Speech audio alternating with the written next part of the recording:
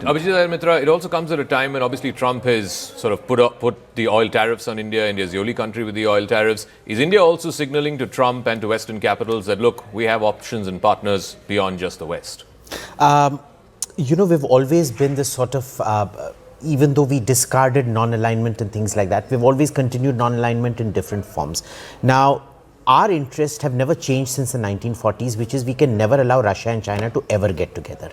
Nehru tried it in his own way. It was badly executed. I think what we're seeing is the same policy, but very well executed this time. So remember, even when Trump imposed sanctions on us, he never talked about our defense. He only talked about purchasing oil from Russia, never about our defense relationship with Russia, never about, our foreign policy alignment with Russia and things like that. In fact, he wants to do what we did, which is, split the duo apart and use Russia as number two, a reverse Kissinger, if you want to call it that.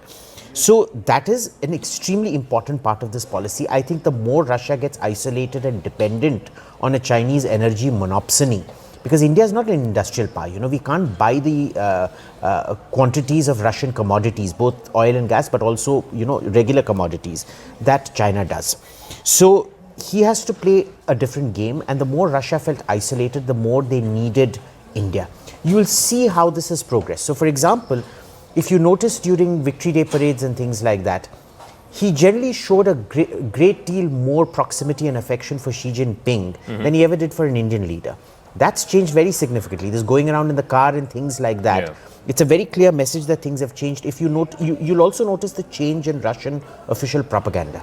Russia today, till the Ukraine invasion, was a vitriolically anti-India channel that was almost indistinguishable from, say, Turkish radio, TV and Al Jazeera. The tune has completely changed, and yesterday apparently they opened their offices and did their inaugural broadcast. So today I think he's going to inaugurate RT India. Yeah. That's one of the things. Basically, as I see it, all three, America, India and Russia, are on board. It's a question of how well you calibrate and execute the policy.